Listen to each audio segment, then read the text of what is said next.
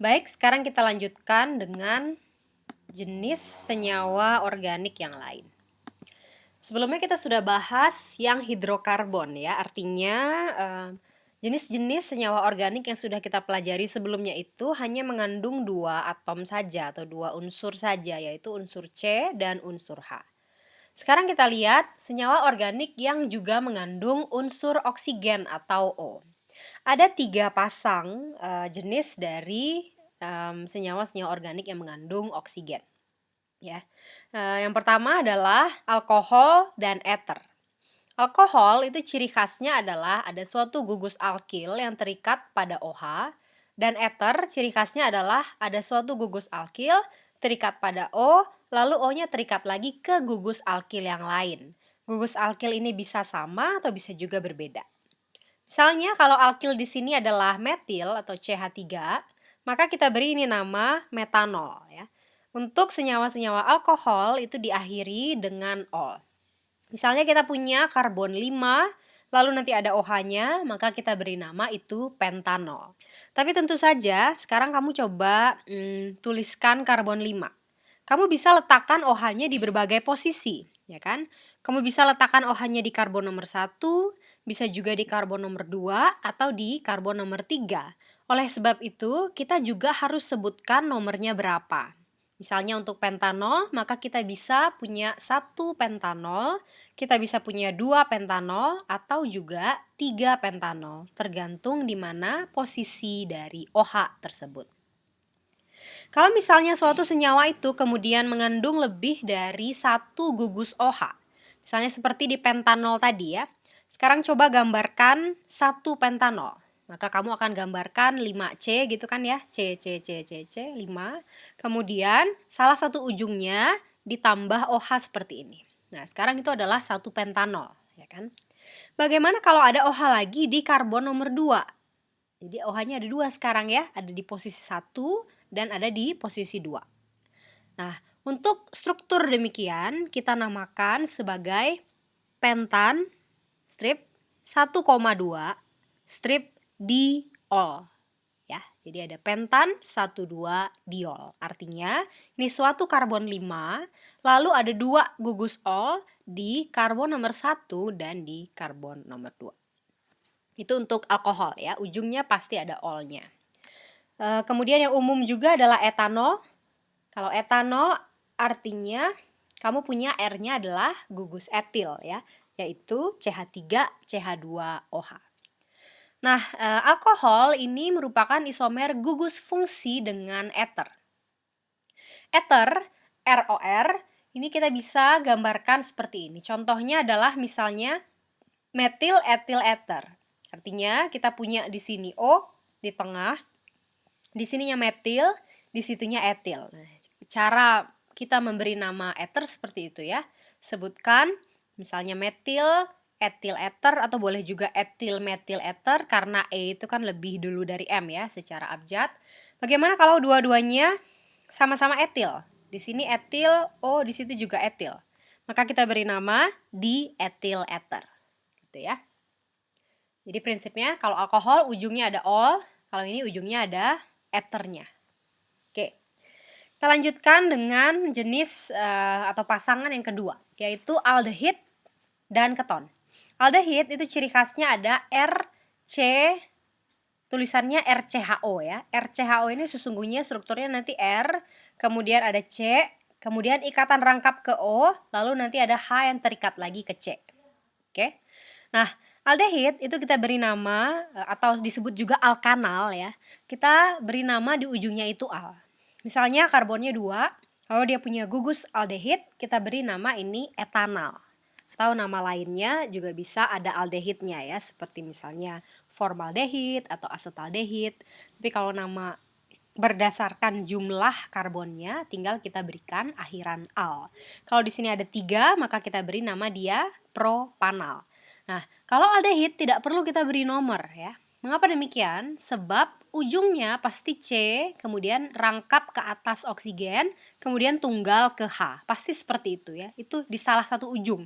Jadi sudah pasti C yang ada di gugus fungsi aldehid ini merupakan karbon nomor 1-nya. Sudah pasti seperti itu. Isomer gugus fungsi dari alkanal atau aldehid adalah alkanon atau keton ya. Kalau keton itu mirip dengan ether. Kalau ether tadi ROR, kalau keton adalah R kemudian karbon, kemudian ke atas ya RCOR. Nah, memberi namanya sama juga seperti ini. Misalnya kita punya R yang ini adalah metil, R yang itu etil, kita beri nama dia etil metil keton. Jadi mirip ini ya. Kalau ini ether, kalau itu keton. Tapi kadang kita bisa juga gunakan nama yang lain ya, yaitu alkanon. Misalnya kita punya tadi apa? Misalnya ini metil ya, di situ etil. Artinya kita punya berapa karbon? Di sini metil kita punya 1, di sini etil kita punya 2, tambah 1 lagi. Artinya kita punya 4 karbon ya. 1, 2, 3, 4. Kalau misalnya ini metil dan itu etil ya. Nah, kalau kita punya 4 karbon seperti itu, maka kita punya suatu butan, ya kan? Butana, atau kalau alkohol dia butanol, kalau aldehid dia butanal. Kalau dia keton, kita juga bisa beri nama butanon. Oke? Jadi butanon dengan metil etil keton itu sebetulnya sama saja. Jadi penamaannya sebetulnya bisa beberapa ya. Selain dari nama yang disepakati dalam kaidah-kaidah kimia, yaitu yang kita sering sebut sebagai nama IUPAC ya, IUPAC, yaitu organisasi kimia di dunia ini, ada juga nama trivia atau nama dagang. Nama dagang ini tentu saja sifatnya harus dihafalkan ya, karena tidak ada pola yang bisa kita ambil ya dari tipe-tipe senyawa tersebut. Misalnya seperti asam asetat nanti ya, itu adalah nama dagang atau nama trivial. Nah, contohnya untuk keton, ada juga yang namanya aseton. Ini juga sering mungkin kita dengar ya, senyawa aseton ini juga sering digunakan misalnya di kalau tidak salah untuk kuku ya, untuk kuku yang diberi teks seperti itu menghilangkannya dengan aseton. Nah, aseton ini sebetulnya adalah suatu keton ya. Aseton ini nama dagangnya. Kalau nama IUPAC-nya adalah CH3CO CH3. Bisa kita sebut sebagai propanon, bisa juga kita sebut sebagai dimetil keton. Jadi dimetil keton, propanon, aseton itu adalah barang yang sama. Oke. Oke, yang ketiga, pasangan yang ketiga adalah asam karboksilat dengan senyawa ester. Ya. Kalau asam karboksilat, ciri khasnya adalah adanya RCOOH. Nanti kita lihat O-nya ini seperti apa ya. Sebetulnya dia ada ikatan rangkap O, kemudian ikatan tunggal O. Jadi dua O ini tidak bersebelahan ya. Satu O-nya berikatan dengan C melalui ikatan rangkap 2 ya. Kemudian O yang lain juga berikatan dengan C melalui ikatan tunggal. Antara O-nya sendiri tidak ada ikatan. Ini adalah jenis asamnya organik ya. Jadi kalau ada asam organik, nah itu pasti turunan dari asam karboksilat ini. Contohnya adalah asam etanoat. Kalau kita punya di sini karbonnya 2, ingat karbon 2 itu etana, kalau dia di aldehid jadi etanal, kalau dia di alkohol jadi etanol. Nah, kalau di sini dia menjadi kita sebut asam etanoat. Jadi ujung-ujungnya diberikan oat. Kalau misalnya kita punya karbon 3, maka kita punya asam propanoat gitu ya. Nah, sama dengan aseton tadi, ini juga punya nama trivia atau nama dagang, yaitu asam asetat atau cuka ya, yang kita kenal sebagai cuka. Nah, sama dengan aldehid tadi, kalau misalnya asam karboksilat itu juga karbon nomor satunya harus kita hitung dari ujung sini ya. Kalau etanal tadi karbon nomor satunya C rangkap 2O kemudian tunggal H. Kalau asam karboksilat nomor satunya dari C rangkap 2O tunggal O tunggal H. Nanti kita lihat strukturnya ya. Tapi yang jelas ini adalah karbon nomor satunya. Ini juga ini adalah karbon nomor satunya. Oke, sehingga kita tidak perlu beritahu posisinya. Misalnya asam 3 etanoat itu tidak mungkin, tidak pernah ada ya. Selalu dia posisi karboksilat yang COOH-nya ini pasti C yang nomor 1. Sehingga tidak pernah kita berikan nomornya untuk asam karboksilat.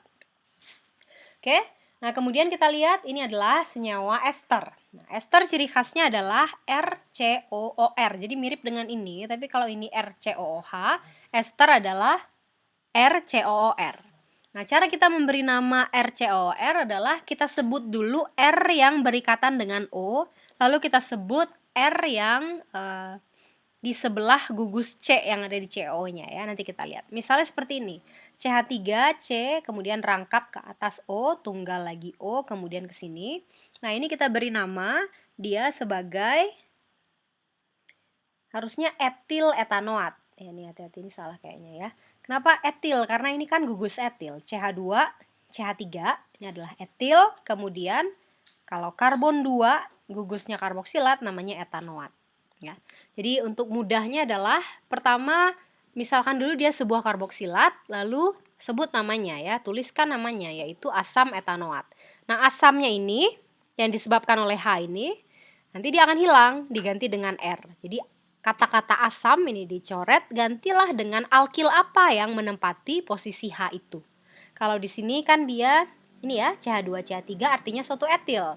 Kita tahu CH3COH adalah asam etanoat, sekarang hanya diganti etil. Jadi asamnya hilangkan, masukkan ke sini etil, namanya adalah etil etanoat. Kalau metil etanoat bagaimana? Di sini nanti CH3 saja ya. Kalau ini CH3 saja, baru ini betul metil etanoat. Ada beberapa reaksi yang umum untuk alkohol dan eter. Untuk reaksi oksidasi, nah reaksi oksidasi ini khusus untuk alkohol ya, eter tidak bisa dioksidasi. Nah, untuk senyawa alkohol, OH-nya seperti ini, tergantung posisinya di mana ya. OH seperti ini, ikatan tunggalnya nanti akan berubah menjadi ikatan rangkap seperti ini. Oke. Kemudian kalau kita berangkat dari suatu alkohol yang istilahnya adalah alkohol primer, artinya alkohol primer itu adalah OH ini terikat pada suatu karbon primer ya. Jadi kamu bisa lihat kalau OH ini posisinya di ujung, itu namanya alkohol yang primer. Oke. Kalau OH-nya di percabangan, nanti dia bisa jadi merupakan alkohol yang sekunder. Kalau misalnya nanti karbonnya mengikat 2 gugus R. Kalau di sini kamu lihat karbon yang mengikat OH itu kan yang ini ya. Kemudian karbon ini mengikat 1 saja R. Sisanya mengikat H. Nah, yang seperti ini kita namakan alkohol primer. Nanti OH-nya akan dioksidasi, dia berubah menjadi suatu aldehid ya. Jadi oksidasi alkohol primer itu akan menghasilkan aldehid. RCOH. Nah, aldehid akan dioksidasi lagi menjadi asam karboksilat. Jadi kita bisa memperoleh asam karboksilat dari alkohol dengan cara oksidasi 2 tahap. Nah, sekarang kalau kita punya suatu alkohol yang sekunder, artinya OH-nya ini terikat pada suatu karbon yang mengikat 2 R. Oke, kamu bisa bayangkan, misalnya senyawanya 2 propanol. Coba gambarkan 2 propanol. CH3, CH2, CH3. Kalau itu adalah propana, ya kan? CH3, CH2, CH3. Nah, sekarang CH2 yang di tengah hanya hilangkan 1 ganti dengan OH. Jadi CH3, CH, CH3, nanti di CH-nya ada percabangan OH. Coba digambarkan ya. Itu namanya adalah 2 propanon. Nah, ini adalah alkohol yang sekunder. Jadi kamu bisa lihat karbon yang mengikat pada gambar yang kamu tuliskan ya. Karbon yang mengikat O itu dia mengikat 2R, ya kan? Di sebelah kirinya ada metil, sebelah kanannya ada metil juga. Itu yang namanya karbon sekunder. Jadi ini namanya adalah alkohol sekunder. Nah, alkohol sekunder seperti itu kalau dioksidasi nanti dia jadi keton. Sekarang ikatan tunggal di OH-nya ganti dengan ikatan rangkap. Lalu H-nya tarik ya, H-nya nanti keluar. Jadilah dia sekarang propanon, ya kan? Nah, kalau kita sudah mengoksidasi alkohol sekunder menjadi keton, keton itu tidak bisa dioksidasi lagi. Ya, jadi stop sampai di keton. Kemudian kalau alkohol tersier yaitu OH yang nanti berikatan dengan suatu karbon yang sudah mengikat 3 alkil atau 3 R, itu dia sama sekali tidak bisa dioksidasi. Oke. Jadi kalau kamu ingin memperoleh suatu asam karboksilat, maka ini akan diperoleh dari oksidasi aldehid, harus dimulai dari suatu alkohol yang primer. Kalau sekunder tidak akan bisa sampai ke karboksilat. Nanti yang alkohol sekunder tersebut dia akan menjadi keton, sampai di keton nanti dia berhenti ya. Kalaupun dipaksa dibakar, dia hanya akan jadi CO2 plus H2O saja. Dia tidak akan membentuk asam karboksilat. Itu adalah reaksi yang pertama. Tentu saja bisa juga direduksi ya dari sini ke sini. Kebalikannya saja. Yang kedua adalah reaksi eliminasi. Reaksi eliminasi ini kebalikan dari reaksi adisi. Sebelumnya kamu sudah mengenal reaksi adisi, ADISI, di mana ikatan rangkap akan hilang digantikan oleh suatu ikatan tunggal yang kemudian mengikat unsur-unsur yang lain. Kalau eliminasi itu kebalikannya. Eliminasi artinya sesuatu yang ikatannya tunggal semua kemudian membentuk sesuatu yang berikatan rangkap. Nah, proses perubahan ikatan tunggal menjadi ikatan rangkap ini nanti akan mengeliminasi suatu molekul tertentu. Ya, misalnya seperti ini, katakan R-nya kita ganti H ya, jadi apa ini senyawa kita? CH3, CH2OH atau etanol, ya kan? Etanol kemudian kita tambahkan katalis asam lalu kita panaskan di suhu tertentu, yang terjadi adalah eliminasi air. Ya. OH dan H di sini akan keluar dalam bentuk air, dia menguap sehingga di sini nanti akan muncul ikatan rangkap. Oke, jadi kita sudah belajar sebelumnya bahwa kalau kamu punya ikatan rangkap, lalu ikatan rangkap itu bisa hilang kalau ditambahkan tadi apa? HCl ya misalnya, atau ditambahkan Cl2, Br2 dan seterusnya. Sekarang kita lihat bagaimana ikatan rangkap justru bisa kita bentuk sekarang ya. Dari suatu alkohol, kita panaskan, kita beri katalis asam, nanti air akan keluar dan ikatan rangkapnya justru akan muncul. Ini adalah cara kita dapat memproduksi senyawa-senyawa alkena dari senyawa-senyawa alkohol. Oke. Kemudian reaksi yang ketiga adalah reaksi substitusi. Nah, ini kamu juga sudah kenal istilah ini, yaitu reaksi penggantian. Nah, umumnya reaksi organik itu 4 itu ya, ada reaksi oksidasi, reaksi redoks lah ya. Kemudian ada reaksi eliminasi di mana ikatan tunggal jadi rangkap, ada kebalikannya reaksi adisi di mana ikatan rangkap jadi tunggal, dan ada reaksi substitusi atau penggantian. Nah, untuk kelas alkohol itu yang terjadi adalah dan ether yang terjadi adalah 3 reaksi ini ya. Kalau kita punya reaksi substitusi RCH2OH seperti ini, kalau kita tambahkan asam iodida dengan konsentrasi yang tinggi dan kita panaskan, nanti I-nya mampu menggantikan OH. Dihasilkanlah senyawa ini. Ini merupakan suatu, misalnya ini CH3 ya, namanya apa? Iodometan ya. Seperti suatu halogen aja ya, senyawa alkana yang kemudian terhubung dengan suatu halogen. Atau haloalkana ya istilahnya ya. Kalau untuk senyawa alkana semuanya rantainya tunggal tapi tiba-tiba ada halogen ya. Jadi kita tinggal sebutkan nama halogennya, misalnya iodo, bromo atau kloro, lalu nanti sebutkan nama etananya, nama alkananya ya. Tentu saja kalau I-nya posisinya tidak di nomor 1, misalnya di nomor 2 atau 3 dan seterusnya, kalau rantainya panjang harus disebutkan juga ya, menjadi misalnya 2 iodo propana misalnya ya, atau 3 iodo propana dan seterusnya.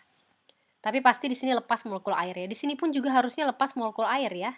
Ya, silakan ditambahkan nanti plus H2O. Oke, nah untuk oksidasi saya tadi sudah bahas sekilas ya. Kita lihat sekarang gambarannya. Kalau kita punya suatu alkohol yang primer, ini yang tadi yang saya maksud ya. OH-nya terikat pada suatu karbon yang mengikat satu saja karbon lain. Sisanya H dengan H. OH ini nanti akan berubah menjadi COH. Ini adalah aldehid. Oke. Ini adalah alkohol. COH itu alkohol, ini alkohol. Alkohol dioksidasi menjadi aldehid atau C rangkap 2O tunggal ke bawah H. Ini adalah ciri khas gugus aldehid. Oke. Aldehid mampu dioksidasi lanjutan menjadi RCOOH. Kadang OH-nya dibuat begini boleh saja, dibuat O garis H itu juga boleh saja ya, tidak masalah. Atau disingkat, dikondens menjadi RCOOH itu juga secara kesepakatan orang akan mengerti ya bahwa itu adalah suatu asam karboksilat. Nah, kalau kita punya sekarang alkohol yang sekunder, artinya karbon tempat alkohol terikat itu sekarang mengikat 2 C yang lain. Kelihatan bedanya ya? Kalau ini C mengikat 1 C, kalau di sini C-nya mengikat 1 2. Mengikat 2 C gitu ya. Nah, kalau ini namanya alkohol yang sekunder. Kalau dioksidasi dia akan menjadi RCOR. Ini apa namanya? Keton ya. Jadi kesimpulan dari slide ini adalah alkohol alkohol primer kita oksidasi menjadi aldehid dan aldehidnya bisa lanjut menjadi asam karboksilat. Sedangkan alkohol sekunder kita oksidasi menjadi keton dan stop sampai di situ. Kalau ada contoh lagi silakan kamu coba berkreasi ya, gambarkan alkohol tersier bagaimana? Ada nggak? Nggak ada ya? Ya sudah. Nah, kamu gambarkan di sini ya, misalnya bagaimana contoh alkohol tersier. Ciri khasnya adalah OH-nya nanti akan mengikat karbon, di mana karbon tersebut berikatan dengan C ke sana ke bawah C juga. Oke. Nah, kalau dia alkohol tersier dia tidak dapat dioksidasi. Berikutnya ada reaksi eliminasi alkohol. Saya tidak akan bahas terlalu banyak tentang mekanismenya ya. Ini adalah sifatnya informatif untuk skop pembelajaran KIDAS ini. Nanti kamu akan menghasilkan suatu ikatan rangkap. Ya, intinya ini ya, saat kamu punya H2CH, CH2OH seperti ini, nanti ada katalis asam, kemudian OH. Dan H ini nanti akan lepas, di mana nanti akan berujung pada pembentukan ikatan rangkap seperti itu ya. Biasanya katalis yang kita gunakan adalah asam sulfat atau H2SO4 dan biasanya juga dibantu dengan misalnya pemanasan ya, seperti yang ada di sini. Kemudian substitusi, di mana OH digantikan biasanya dengan suatu halida ya. Misalnya di sini tadi contohnya tambah HI, oke. Sekarang contohnya tambah HBr ya, di mana nanti OH-nya akan dikeluarkan lalu BR-nya nanti akan masuk jadi begini. Dalam prosesnya terbentuk beberapa intermediat ya, termasuk ini. Jadi prosesnya tidak satu tahap sebetulnya ya, tapi akan melangsungkan beberapa tahap dan ujung-ujungnya terbentuk ini apa namanya, bromoetana. Tidak perlu ada nomornya ya, karena C-nya cuma 2. Mau ujung sana, ujung sini sama saja. Nanti dia akan jadi nomor 1 saat dia terikat pada BR. Oke, itu adalah grup yang pertama, yaitu alkohol dan ether. Sekarang pasangan yang kedua. Grup yang kedua adalah aldehid dan keton, ya. Tentu saja reaksi yang pertamanya adalah reaksi reduksi, ya kan? Tadi kita sudah bahas alkohol dioksidasi jadi antara aldehid atau jadi keton. Nah, sekarang kebalikannya. Kalau misalnya suatu keton di sini atau nanti ada suatu aldehid, kita reduksi, tambahkan misalnya H2 gitu ya, nanti yang akan terbentuk adalah alkohol. Tinggal ikatan rangkapnya akan hilang, akan menjadi suatu ikatan tunggal dan masuk suatu atom H di sini ya, jadilah dia alkohol.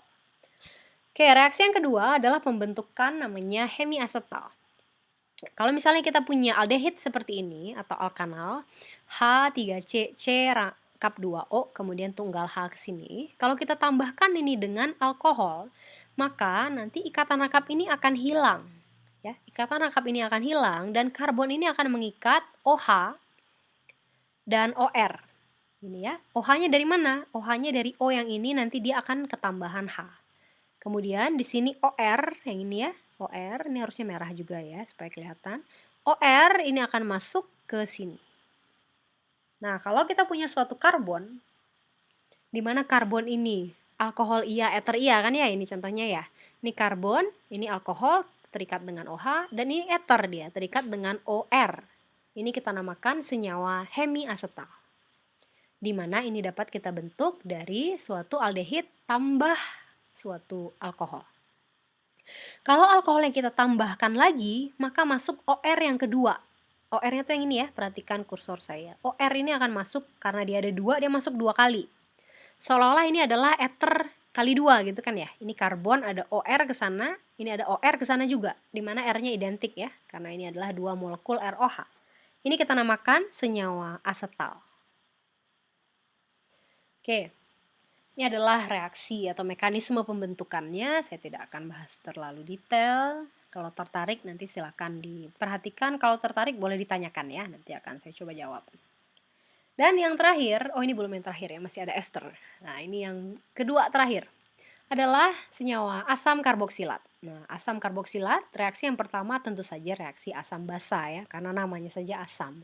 Seperti yang saya sampaikan, asam-asam organik itu umumnya adalah asam karboksilat.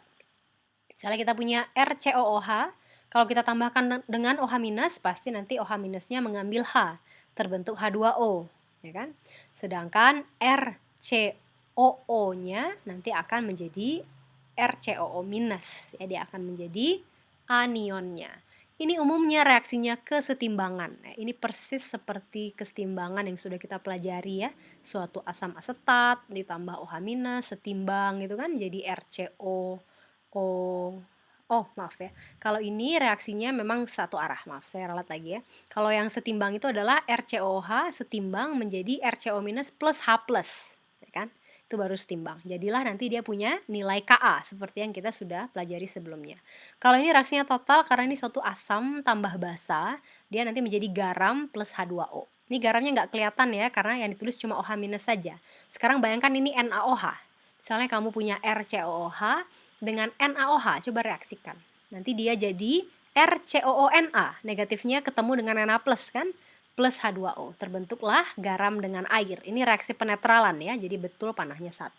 Tapi tentu saja kamu juga bisa buat kesetimbangan asam dari sini ya, persis seperti bab kesetimbangan asam basa yang sudah kita bahas. Oke, yang kedua adalah reaksi substitusi. Kalau misalnya asam karboksilat kita tambahkan dengan suatu asam halida, biasanya HX gitu ya. Nah, ini nanti X-nya juga bisa masuk ke sini, di mana nanti yang terbentuk adalah RCOX ditambah air. Jadi penggantian sekali lagi H. Kemudian ada reaksi reduksi, di mana kita tahu asam karboksilat bisa kita reduksi menjadi aldehid, ya kan, yang kita sudah pelajari di yang sebelumnya ini ya. Kalau asam karboksilat kita peroleh dari oksidasi aldehid, artinya asam karboksilat bisa kita reduksi menjadi aldehid. Aldehid lanjut lagi reduksi jadi alkohol primer. Dan yang terakhir adalah reaksi esterifikasi. Reaksi esterifikasi itu adalah reaksi pembentukan ester. Biasanya kita gunakan misalnya katalis asam ya. Nah, RCOH itu akan ketemu dengan suatu alkohol.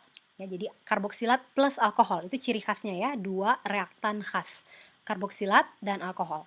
Nanti dia akan membentuk RCOOR seperti ini, di mana nanti R aksen ini akan masuk menggantikan H. Sehingga nanti kalau namanya ini adalah asam karboksilat, asamnya nanti dicoret, gantilah dengan ini ya, menjadi dia metil. Kalau ini R-nya adalah metil, jadilah namanya nanti metil karboksilat. Karboksilatnya ya tergantung jumlah karbonnya. Jadi ester bisa kita bentuk dari reaksi asam karboksilat tambah suatu alkohol dengan katalis asam. Biasanya H2SO4 pekat. Nah, pada proses ini akan dihasilkan 1 molekul air. Dari mana airnya? Ini H, ini OH. Nanti ada ini O-nya sebenarnya masuk ke sana ya. Nanti ini RO masuk ke situ. Kemudian nanti dia akan melepaskan 1 molekul air pada reaksi totalnya. Tentu saja bisa reaksinya kebalikan juga ya. Kalau kebalikan kita namakan reaksinya adalah hidrolisis ester. Hidrolisis artinya air masuk, lisis artinya ada yang dipotong, ya kan? Dimana air nanti akan masuk ke sini, lalu molekul esternya akan terpotong 2 menjadi asam karboksilat dan alkohol pembentuknya. Ini adalah mekanisme reaksi esterifikasi. Ya, silakan untuk informasi saja. Nah, ini adalah contoh-contoh cara kita bisa membuat ester. Ini seluruhnya adalah reaksi esterifikasi ya. Kita bisa buat ester dari karboksilat tambah alkohol seperti yang saya jelaskan tadi. Nanti yang masuk adalah RO di sini akan masuk. Dia masuk ke sini, jadi gini ya, RO. Dan di sini OH-nya akan keluar bersama dengan H yang ini, sehingga terbentuk nanti H2O. Ini adalah suatu ester, R, C, rangkap 2O, tunggal OR. Jadi nanti menamakannya, sebut dulu nama alkil ini, lalu sebut nama alkanoatnya karbon yang ini.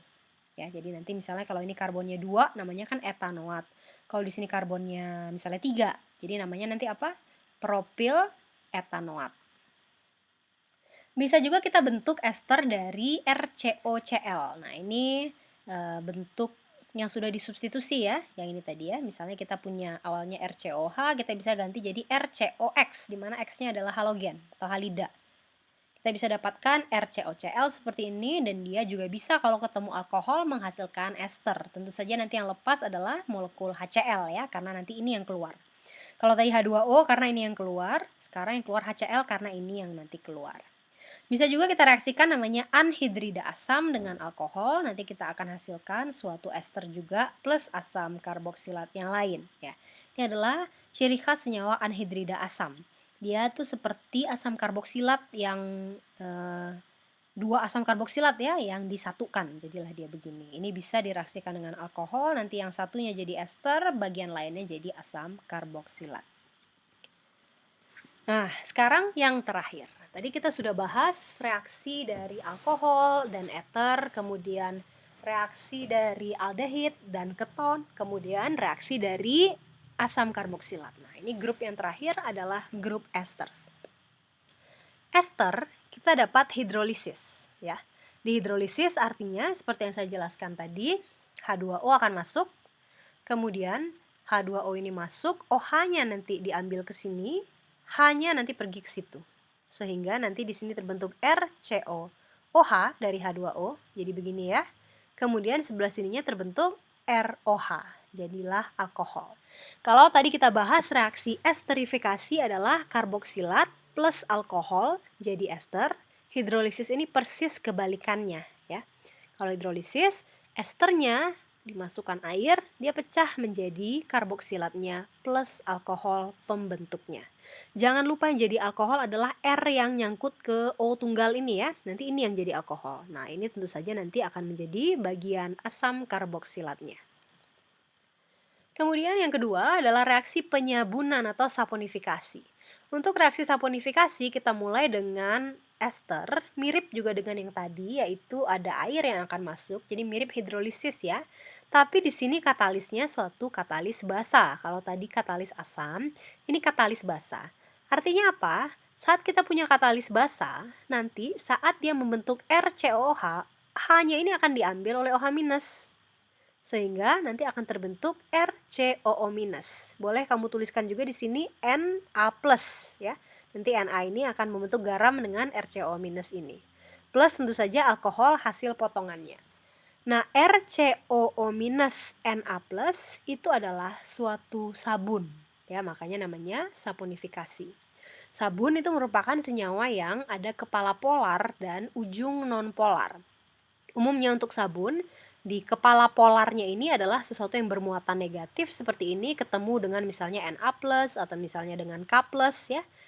Suatu ion-ion atau kation-kation dari grup 1, golongan 1, kesininya biasanya rantai R yang panjang ya. R-nya panjang sehingga sifatnya nanti non-polar, tidak larut dalam air, dia bisa berinteraksi dengan kotoran yang terdapat misalnya di baju ya atau misalnya di tubuh manusia kalau sabun yang kamu gunakan untuk mandi kan ya. Nah, yang non polarnya bereaksi dengan misalnya minyak, lemak, dan seterusnya. Lalu nanti saat dia dibilas, air itu akan menggelontorkan gitu ya bagian dari polarnya. Jadi ini nanti akan ketemu air, ini nanti ketemu kotoran, nanti bersama-sama dia terbilas oleh air. Ya, ini adalah ciri khas dari saponifikasi. Bedanya sederhana ya. Kalau ini kita peroleh dalam bentuk asamnya karena dalam katalis asam, di sini kita akan peroleh dalam bentuk basa konjugasinya. Ya kan? Karena kita punya suatu basa yang siap menarik H ini, sehingga nanti ini akan menjadi suatu ion. Nah, ion ini kalau R-nya rantai panjang, misalnya karbon 12, karbon 16, miristat, dan seterusnya itu ya, nanti kita pelajari di bab lipid.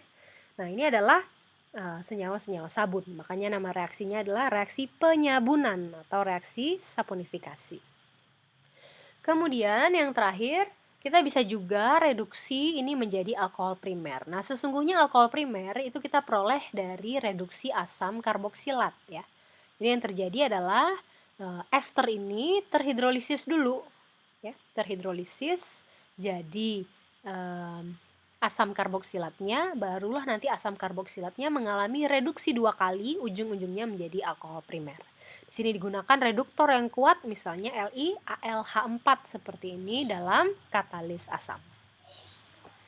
Nah, ini adalah beberapa mekanismenya ya, misalnya mekanisme hidrolisis yang ini tadi, silakan bagi yang tertarik boleh dilihat. Ini adalah mekanisme saponifikasi, yaitu yang kedua ini. Nah, nanti mana ini? Sampai sini ya, tapi dia belum tuliskan ya. Nah, ini kalau misalnya ada NaOH seperti ini ya. NaOH, Na itu nanti akan nempel di sini, jadilah Na+. Jadi dia garam RCOONa. Ya. Itulah yang nanti bersifat sebagai sabun. Ini adalah reduksi, ada mekanismenya juga ya. Kalau untuk redoks biasanya mekanismenya lebih kompleks ya. Boleh kalau kamu mau pelajari di sini silakan. Tanda panah ini kita sebut sebagai, biasanya kalau di kimia istilahnya menyerang ya. Di atom ini menyerang itu sesungguhnya dia sedang berusaha membuat ikatan ya, membuat ikatan, dan akibat dari penyerangan itu nanti bisa terbentuk satu ikatan baru atau misalnya terbentuk suatu PEB. Nah, ciri khasnya begitu, tapi tidak perlu terlalu detailkan ya untuk skop kimia dasar ini. Oke, tadi kita sudah lihat 6 kelas atau 3 pasang kelas yang mengandung O, ya kan? Tadi ada alkohol dan eter, ada aldehid dan keton, dan yang terakhir ada asam karboksilat dan ester. itu adalah senyawa-senyawa organik yang ada C-nya, ada H-nya, lalu ada O-nya.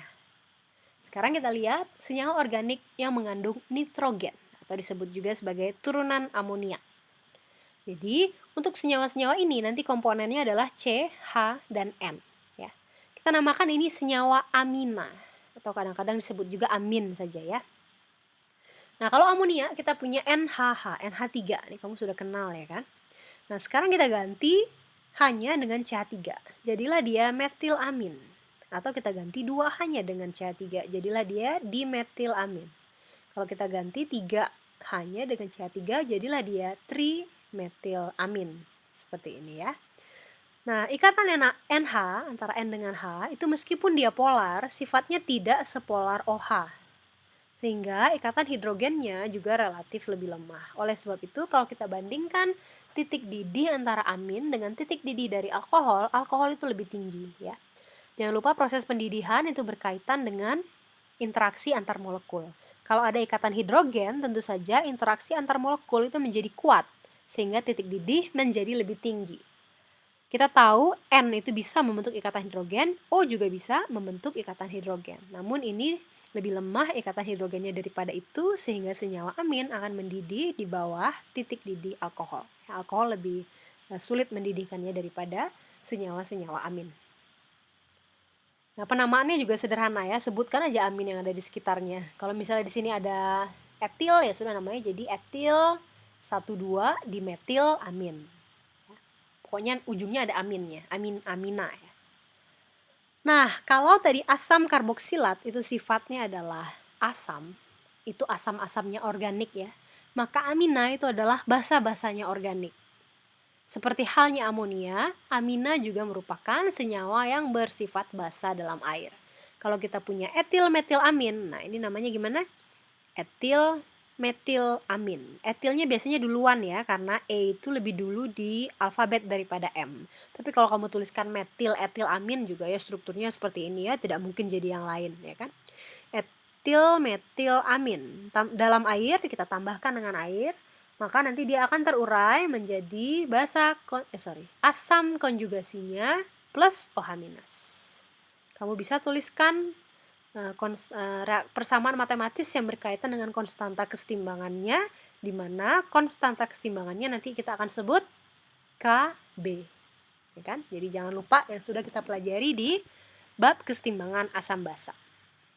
Ketika senyawa-senyawa amin bereaksi dengan asam kuat, hampir seluruh amina akan mengalami reaksi protonasi. Jadi kalau nanti kita punya etil metilamin, basanya itu di N-nya ini ya, ketemu dengan H+, nanti H+-nya akan masuk ke sini, terbentuklah suatu asam konjugasinya, atau kita sebut sebagai amina yang terprotonasi. Pada keadaan terprotonasi, kelarutan amina akan meningkat.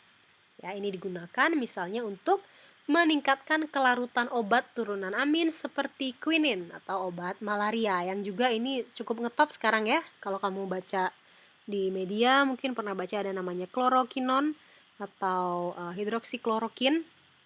Nah, itu adalah obat-obat malaria sebetulnya yang sekarang katanya bisa digunakan untuk menyembuhkan infeksi COVID-19, tapi tentu saja masih harus diteliti lebih jauh ya. Oke, kemudian kelas yang terakhir adalah amida. Nah, amida ini unik karena dia punya semuanya ya. Tadi kita sudah lihat CHO, ya, itu yang bagian pertama. Lalu CHN, ini bagian keluarganya amin. Nah, sekarang dia punya semua. C-nya ada, H-nya ada, O-nya ada, N-nya pun ada. Ini adalah struktur umum dari amida. Ada CO seperti ini dan ada NH seperti ini. Ini khas sekali untuk amida. Ini dipakai D ya. Kalau yang tadi pakai N, amina. Kalau ini pakai D, amida. Ini yang paling komplit ya, ada 4-4-nya. R, CO, NH, R, seperti ini. Nah, nama IUPAC dari amida sama dengan karboksilat, tinggal kita ganti akhiran OAT-nya menjadi amida. Misalnya kalau kita punya CH3, CH2, CONH2, kalau ini karboksilat namanya apa? Asam propanoat. Ya kan? Kalau ini kita ganti namanya jadi asamnya hilangkan ya. Kita ganti namanya menjadi propanamida. Kalau C-nya 5, 3. Ini C-nya ada berapa ya? Oh, ini ya silakan nanti kamu hitung ya. C-nya berapa? 3, 4. Oh ya, sorry. 1, 3, 1. Berarti totalnya ada 5 ya. Maka namanya adalah pentanamida. Jadi tinggal nanti ujung-ujungnya ada amidanya. Nah, senyawa-senyawa laktam, pernah dengar ini laktam? Laktam ini contohnya adalah dalam obat ya. Ini merupakan suatu amida siklik seperti ini. Jadi strukturnya berputar seperti ini, lalu ada nanti C, ikatan rangkap O, kemudian N ke sini. Contohnya pada suatu obat yang kita sering dengar yaitu penisilin ya. Nah, penisilin G itu strukturnya seperti ini. Sekarang kamu lihat ini ada gugus fungsi apa saja yang ada di sini. Kamu lihat molekul yang kita hadapi sehari-hari itu ya, itu sangat kompleks. Banyak yang sangat kompleks. Seperti obat begitu. Lihat di sini ada gugus fungsi apa saja. Ada suatu alkana aromatik, ada benzen ya. Ada apa lagi? Ada COOH, berarti ada asam karboksilat. Kalau alkil seperti ini ya biasanya tidak disebutkan satu-satu ya, metil, lalu ada apa lagi ya. Biasanya yang gugus fungsi yang kemudian ada heteroatomnya ya, yang bukan C dan H, misalnya seperti ini ada karboksilat. Lalu di sini ada apa? Kalau ini CO saja namanya keton, tapi jangan terjebak ya. Kalau CO-nya nempel lagi ke N namanya sudah amida. Jadi ini ada amida, ini ada amida yang lain. Ini adalah struktur dari penisilin G. Oke, amida itu dapat kita sintesis dari karboksilat dengan amina. Kalau tadi karboksilat ketemu alkohol jadi ester, sekarang karboksilat ketemu amin jadilah dia amida. Oke? Pasti nanti keluar lagi H2O ya. Nanti OH di sini akan ditendang keluar dari sistemnya. Berikatan dengan H dari sini sehingga terbentuk air. Nanti N ini akan masuk ke sini menggantikan OH. Terbentuklah RCONHR seperti ini. Bisa juga kita bentuk amida itu dari senyawa nitril. Ini namanya sianida ya. C ikatan rangkap N. Cn- itu sianida. Gugus fungsi yang seperti ini kita namakan nitril. Kalau nitril kita tambahkan dengan misalnya asam pada suhu yang relatif tinggi ya, bukan suhu ruang, bisa juga nanti terbentuk senyawa amida. Atau yang terakhir, kita bisa reaksikan RCOCl. Nah, ini mirip dengan ini ya, tapi ini RCOH, OH-nya substitusi jadi Cl. Sekarang kita reaksikan dengan amina, sama dengan ini ya, suatu N, kemudian alkil, ini juga sama, suatu N, kemudian ada alkil di sini, ada 2 ya, namanya apa ini? Dimetilamin. Kalau ini kita nggak tahu ya, karena R-nya nggak dikasih. Nah, ini juga nanti Cl-nya akan keluar sebagai HCl, jadi Cl ini nanti akan pergi dengan ini, jadi HCl ya. Istilahnya memang gugus pergi ya, leaving group. Jadi kalau saya bilang pergi itu maksudnya dia keluar dari struktur dasarnya ya, leaving group. Nah, kemudian N ini nanti akan nempel ke situ. Sehingga terbentuk RCON CH3CH3. Oke. Nah, kalau amidanya sendiri kita bisa hidrolisis, misalnya kita punya suatu amida CH3CONH2, kalau kita hidrolisis dalam suasana asam, jadilah dia asam karboksilat, kemudian amonium dan anionnya apa? Kalau di sini ada Cl, jadilah amonium klorida. Atau kalau kamu tulis NH4+ saja itu juga sudah betul ya. Kemudian kalau dalam suasana basah, tentu saja nanti CH3COOH-nya menjadi CH3COO- karena ada OH yang menarik H+. Ya kan? Kemudian kalau ada Na nanti akan terbentuk suatu garam CH3COONa dan nanti akan dilepaskan amonia NH3. Tidak akan terbentuk NH4+ ya, karena ada basa dalam sistemnya, pasti nanti H+-nya ditarik oleh OH jadi air. Kemudian nanti tersisa NH3 saja. Kemudian amida juga bisa direduksi menjadi amina, misalnya CH3CONH2 ini amida ya. Kalau ada O ada N ini pasti amida. Nanti kalau kita reduksi dengan LiAlH4 misalnya nanti akan terbentuk amina saja. Perhatikan bedanya amida dengan amina. Amida itu mengandung N tapi juga mengandung O. Kalau amina dia mengandung N saja. Nah, senyawa amida berbeda dengan amina dan karboksilat ya. Kalau karboksilat itu asam, kalau amina itu basa. Kalau mereka ketemu jadi amida seperti ini, jadilah dia suatu senyawa yang netral. Kenapa dia netral? Kalau asam kan memang tidak mungkin ya. H yang mana yang mau dilepaskan? Yang ini ya enggak. Ini sulit untuk lepas ya. H yang biasanya lepas dalam suatu senyawa asam itu adalah H yang terikat pada oksigen. Oke. Nah, kalau ini sebenarnya dia mungkin kita bisa logikakan dia suatu basa. Kan ada ada pasangan elektron bebas ya. yang bisa misalnya bersifat menjadi suatu basa. Tapi pasangan elektron bebas ini nanti mengalami resonansi ya menjadi struktur ini. Artinya pasangan elektron bebas ini dia tidak betul-betul bebas. Dia mengalami delokalisasi istilahnya ya. Kalau ada resonansi artinya elektron itu sebetulnya dia terdelokalisasi di sistem itu.